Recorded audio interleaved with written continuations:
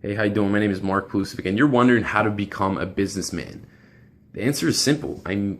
Read a lot, learn a lot. Warren Buffett said it himself. He said, it's good to learn from your mistakes. It's better to learn from other people's mistakes. There's no better way to learn from other people's mistakes than to read, than to seek out mentors, and to seek out people who are successful in what it is that you're doing and learn from their mistakes, learn from what they did wrong so you don't have to do the same thing.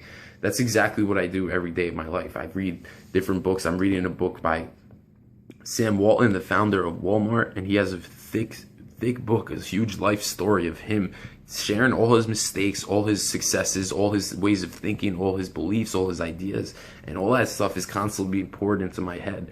So it can't do anything but good for me, me and my dreams of becoming a truly successful, highly successful entrepreneur. So it's a beautiful thing that it's a beautiful time period we live in, that you just found me on YouTube. Most likely you can search Warren Buffett, Bill Gates, Elon Musk, some of these great businessmen. You can search and listen to them speak and share, take in their ideas. That's the best way to become a businessman, a truly successful businessman, learning from the best of the best in anything that is that you do. So I'm also in the home-based business industry. I have my own business that I work from home. I'm doing this in my living room, and my office is in my room over there with my computer. All I need is a laptop and a computer. Even if you don't live anywhere, you can go to a library and build a business here. That's an amazing thing, an amazing time period that we live in today. So you definitely have the opportunity to become a truly successful businessman. Today, I'm gonna be here to help you out, show you some great people to learn from, some of the best. And I partnered, because I love learning from the best of the best. I've managed to surround myself with the best of the best in the home-based industry. So what I have right below this video is a link that I'm gonna take you to. Just click it right below, hbl.nxt-school.com. It's gonna take you to a free report I created for you that shows you 7 essential ideas of building a home-based business from anywhere in the world. And you're also gonna be able to watch a video that my partners, those same top-notch industry leaders, are sharing exactly why our business is, why we believe it's the best of the best, how our business works, and what we do to spread our business, basically. And hopefully it's something that you're interested in, and hopefully you're ready to get that journey of truly becoming a successful businessman. Either way, I thank you, and hopefully this video is of value to you. Thank you once again for taking time to watch this video, and hopefully I can talk to you soon. Take it easy.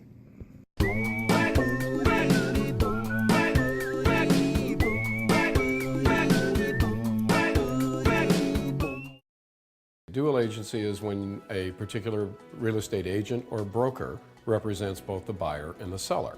For instance, Keller Williams is a brokerage, and there is a broker of record whose license is registered as the broker for that office.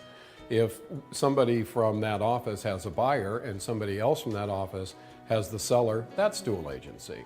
If I represent a buyer and a seller on my own property and I represent both parties, that's also dual agency. In terms of establishing whether or not a transaction is a dual agency transaction, the buyer and the seller, the buyer in particular, is going to know that up front. Then the buyer is going to know that he's asking an agent to write an offer for him who already has the listing on the property. That's a choice that the buyer makes. Many buyers decide not to do that. They go find other representation. Many buyers won't buy a house unless they're buying it from the selling agent. The selling agent normally knows more about the property, and the disclosures are a little more complete. Many times a better price can be negotiated. It's hard because you're wearing two hats. So you're representing the seller, you're representing the buyer, and this is in the situation where you as the agent are representing both people. It's not where the broker of record has two agents that are representing the parties individually. It gets hard because, and it's more work actually for us, because we have to be very careful that the buyer and the seller consistently believe, as they should, that we're representing their best interests. In the agency disclosure document that you sign with a buyer or a seller, the first thing it spells out is that the agent has a fiduciary responsibility. And you have that responsibility to both sides. You need to represent them both to the best of your ability and to keep them intact and whole and not at risk. Basically, it is completely and totally up to the buyer to have a comfort level there. Again, it's this whole issue of checking on the broker. If you really do want to work with the listing broker for some peculiar reason, you want to create this dual agency situation, then you need to at least check that broker's credentials out. At least that's what I would do. I would check them out and make sure that they're an honest and upright and reputable broker.